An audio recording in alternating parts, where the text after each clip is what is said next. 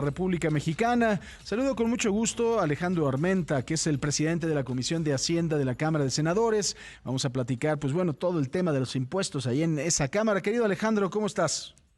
Francisco, qué gusto saludarte, gracias a Imagen, segunda emisión, un buen inicio de semana, estoy para servirte como siempre.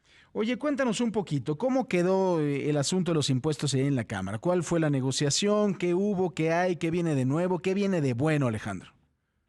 Logramos, Francisco, con la mayoría del grupo parlamentario de Morena y bajo la coordinación del senador Ricardo Monreal, 6 reservas a favor de la economía de los mexicanos.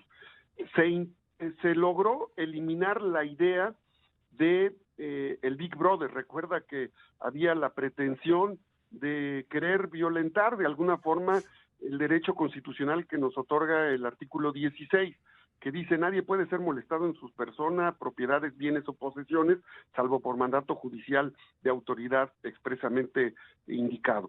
¿Esto qué significa? Que si bien estamos claros y somos contundentes en el apoyo al presidente de la República en la lucha contra la corrupción y la evasión fiscal, tenemos que también observar y escuchar a los contribuyentes que se pueden sentir amenazados o violentados en sus derechos constitucionales.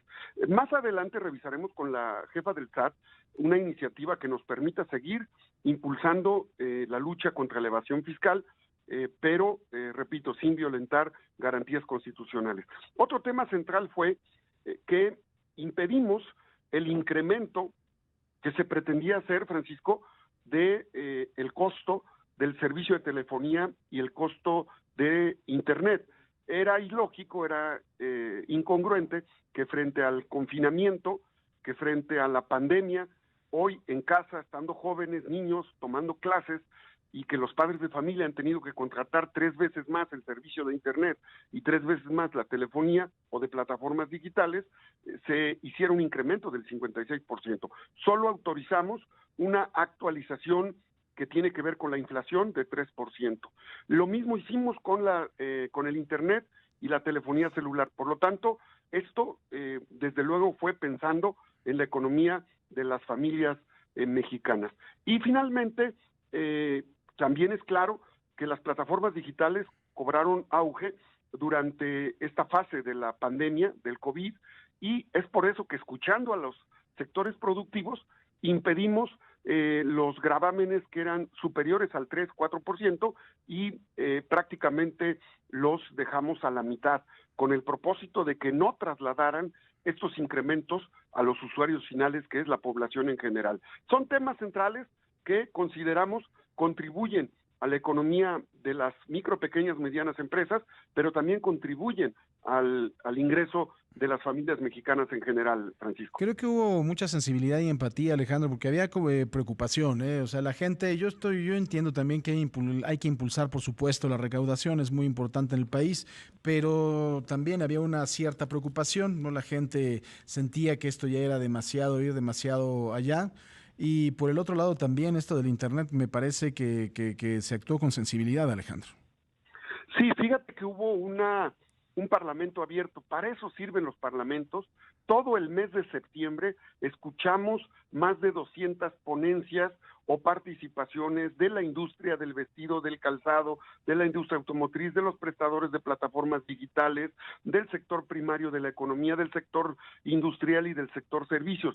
Los servicios son los que, el sector terciario es el que más afectado ha sufrido más afectación, porque fueron los primeros en cerrar y son los últimos en abrir. Por eso es que también no estuvimos de acuerdo en incrementar los derechos que se pretendían hacer en la frontera norte y en la frontera sur a quienes transitan temporalmente hasta 7 días y que generan una derrama económica en hoteles, en restaurantes y en lugares de entretenimiento. Esto era contrario a la lógica de impulsar la reactivación económica y turística de Quintana Roo, de Chiapas y desde luego de todos los estados fronterizos de el norte de nuestro país. Tenemos que pensar, como bien lo dices, en que la ley de ingresos se debería de convertir en un instrumento de activación económica para cuidar el empleo y para cuidar a los micro, pequeños y medianos empresarios, y eso hicimos desde el grupo parlamentario de Morena bajo la coordinación del senador Ricardo Monreal, Francisco. Alejandro, en el caso de los ingresos para los estados, esto que ha sido tan debatido, ¿qué es lo que va a pasar? ¿Ha habido algún tipo de arreglo? ¿Ha habido algún tipo de acercamiento de las posiciones de los gobernadores que piden más dinero para sus estados? Sí, y lo que les hemos dicho es que en todo caso hay que remitirnos a la última reforma fiscal. Esta reforma fiscal se hizo en el 2008 y fue un pacto, una concertación entre el gobierno del PAN, que gobernaba, y el liderazgo que tenían en el Estado de México. Esta reforma benefició a estados como el Estado de México, Veracruz, Chihuahua, y perjudicó a otros. Pero esta reforma fue hecha por el PAN y acompañada por el PRI. Nosotros planteamos la necesidad de que se revise el estado de deuda que hay en estas 10 entidades federativas. Hay fideicomisos que amparan más de 450,000 millones de pesos que hoy la población de estas 10 entidades no sabe para qué se ocupan, no saben por qué se hicieron esas deudas y necesitan hacer a través de los fideicomisos públicos una revisión al ejercicio de la deuda que ellos tienen. Y nosotros, en la Comisión de Hacienda, no nos negamos a analizar lo que será, a partir del próximo año, el prolegómenos, el antecedente de la Convención Nacional Hacendaria, que desde luego es evidente que se tendrá que hacer. Pero esta Convención Nacional Hacendaria implica también reconocer a los municipios, porque estos estados tienen afectados en sus ingresos a una gran cantidad de municipios que son la célula básica de organización política en sus entidades.